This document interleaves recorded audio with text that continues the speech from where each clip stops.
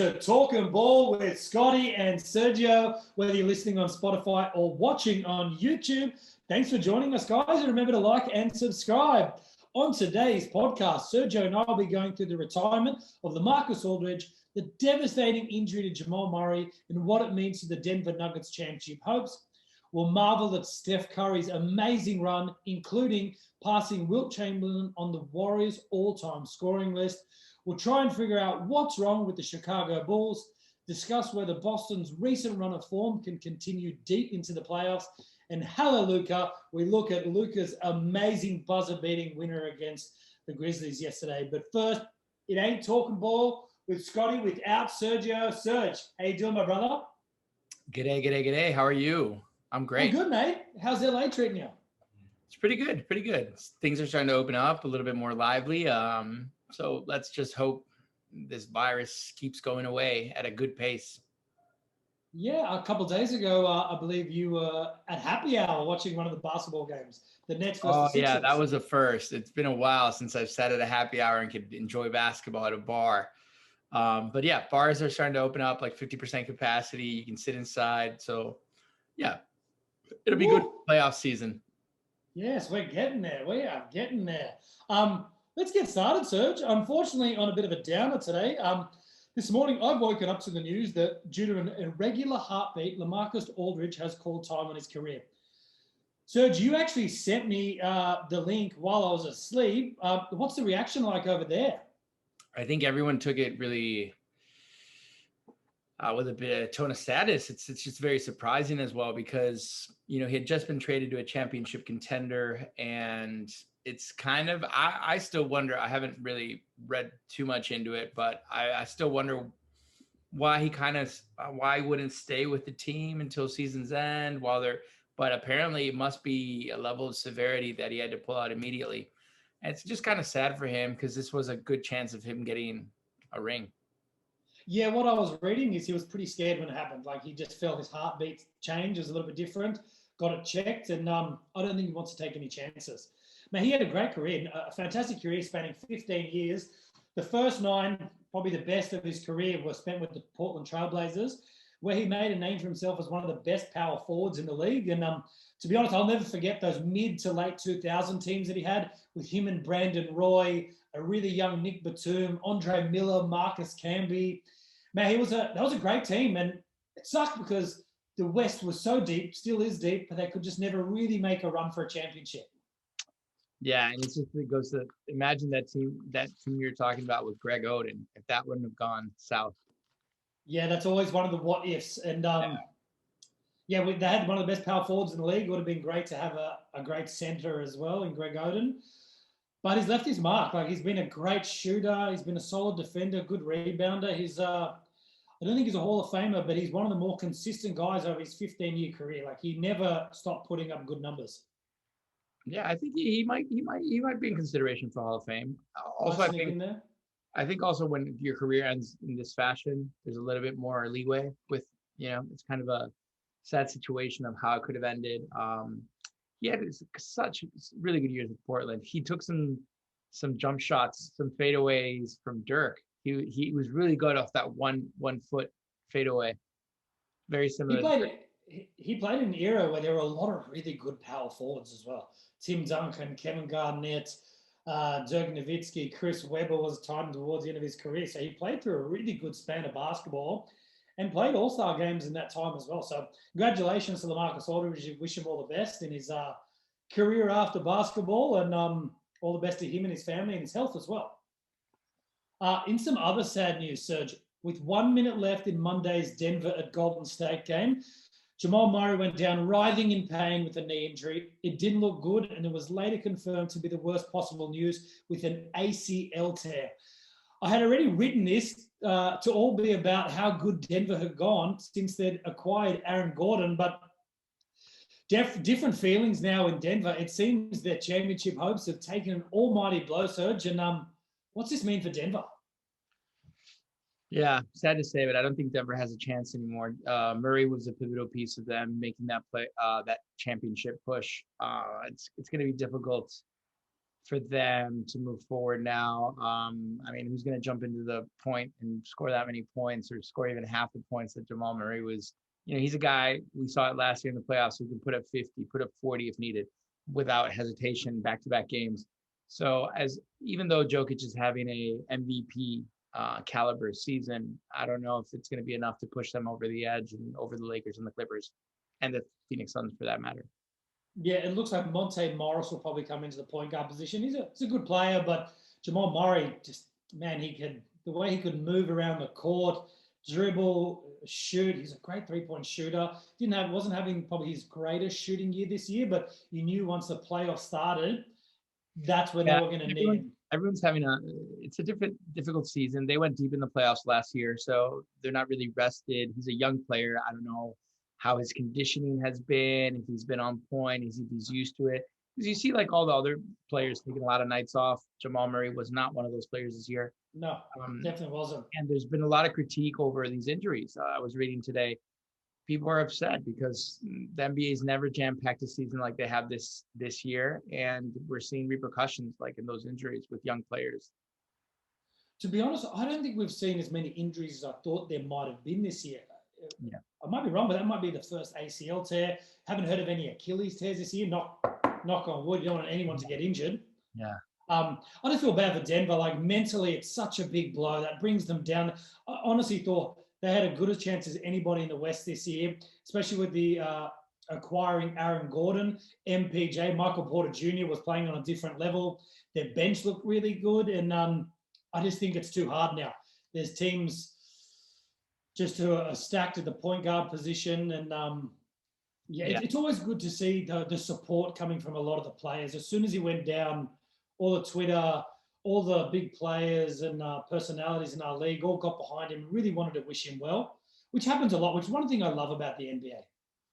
It's a brothership.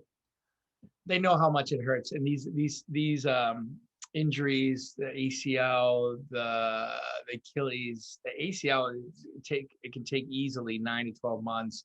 And that's to say the player might never be the same afterwards. So now it's a bit better. 15, 20 years ago, you tear your ACL, it was very small percentage you were going to be the player you were before. But nowadays, with all the new medical advances and the conditioning and all that, he's got a good shot of coming back and being Murray 2.0. And, he's a young player too. That's the other thing I was going to say. It's a positive. The team's young in general, so they're not missing out in years where this was the year they had to go through. They have a few years when we plenty of years. Jay and Jokic and Gordon, all three young players. And I love Bol Bol's. He's on the waiting list. He needs some more time. I just feel bad.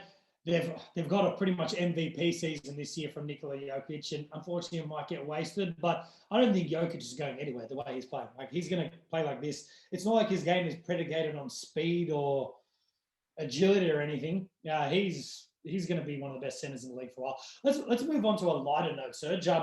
Steph Curry. This name must strike fear into defenders all over the league. He's arguably the greatest shooter the NBA in the world has ever seen. But recently, he has been in almost career best form in his efforts to try and get the Warriors to stay in the play-in tournaments. These are his last 8 games. 42 points, 6 rebounds, 8 assists. 53, 6 and 4. 38, 8 and 5. 32, 6 and 5. 41, 6 and 4. 37, 5 and 2. 36, 11 and 3. 32, 5 and 6. He's shooting the 3 ball at about 49% in that time as well, averaging like 11 shots a game from 3-point line. Serge, is this the best version of Steph we've ever seen? It's hard to say.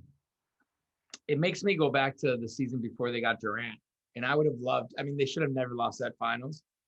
But I would have loved to see the next season them just come back full throttle and Steph Curry just playing, because if you remember that season where they won 673 games, he was playing less than 30 minutes a game.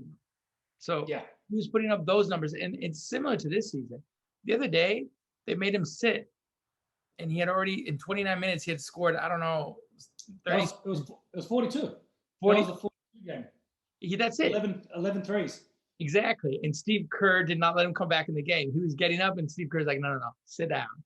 I've seen a lot of people like criticizing Steph. Like, why would you get? I think Steph was almost half kidding. I think he knew that once he got up, Steve Kerr was going to go, sit your ass down. Don't even bother thinking about it. We're 30 ahead. Let some of the bench mob grab some minutes. But if I was a West contender and Klay Thompson coming back next year, I'd be shitting myself, Serge, because that team, no one is going to be able to chase Steph and Klay around the three-point line playing the way they are, because Draymond's controlling the ball again from the top of the key and finding Steph just sprinting around the court, which is crazy. For a guy to score so much, he doesn't even, like Klay Thompson obviously doesn't need a dribble, but Steph doesn't either, really.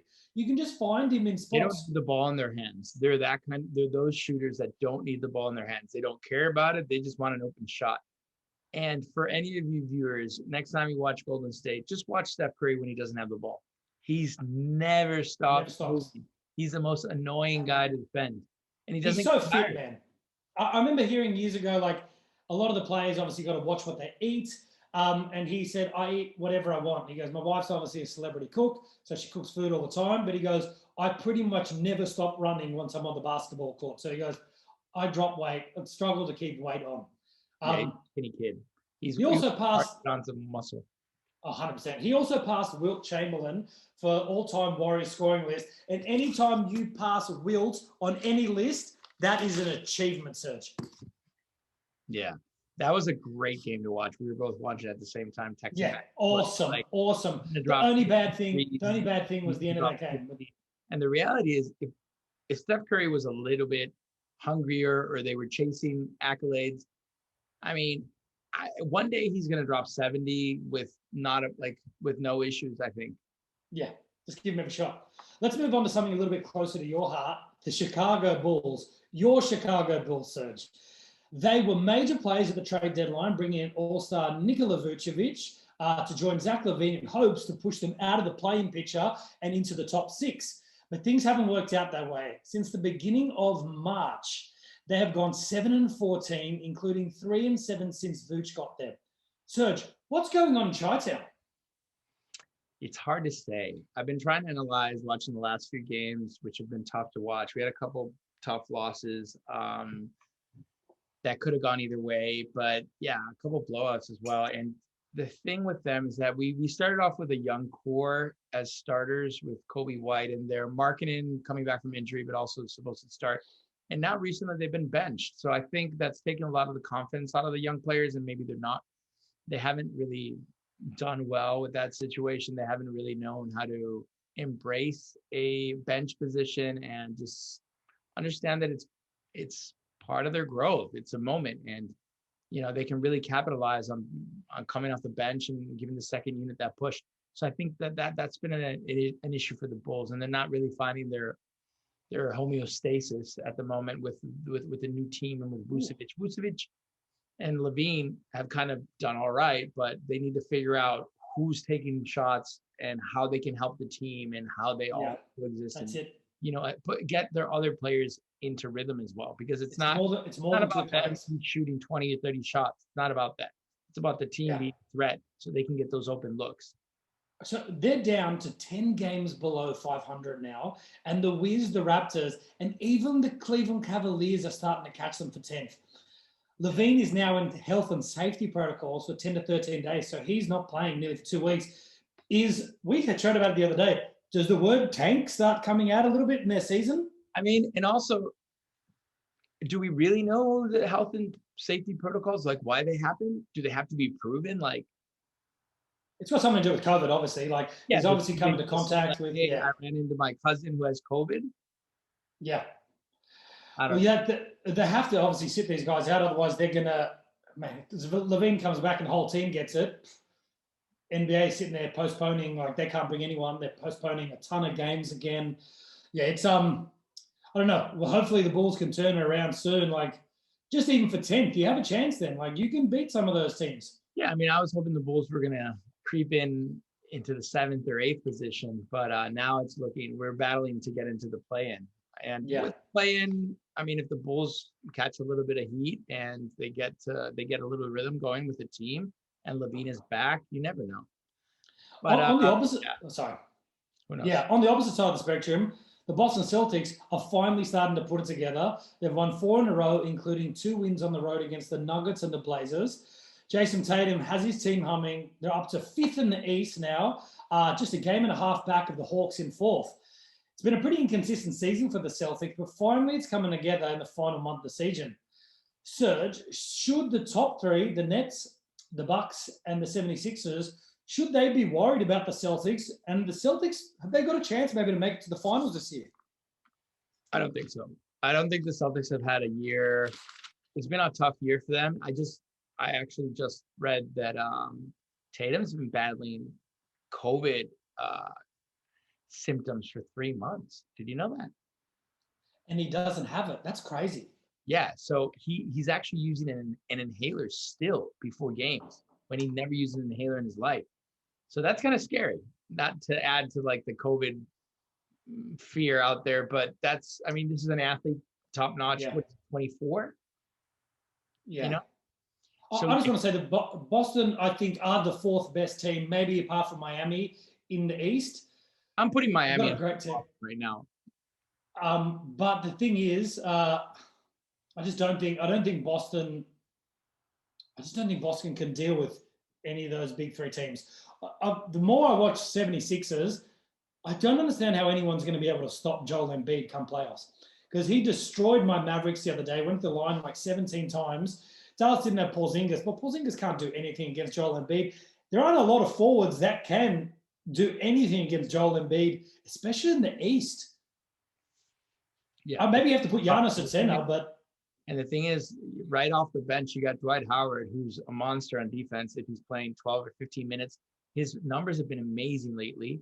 His production, he's playing less minutes than he's ever played, but his production, if you calculate for 36 minutes, is some of the best in his career. So he's at that point where he's physically fit. He just can't play 30 minutes, because he's older. But he's a beast on defense. And Embiid is a similar thing. He's a bigger beast, and you just can't come into the paint with him. So he's a monster there too. And offensively, you're not going to be able to stop him. And then add Simmons to the mix, and Simmons is going to guard your best player night in and night out. And for me, he's a defensive player of the year.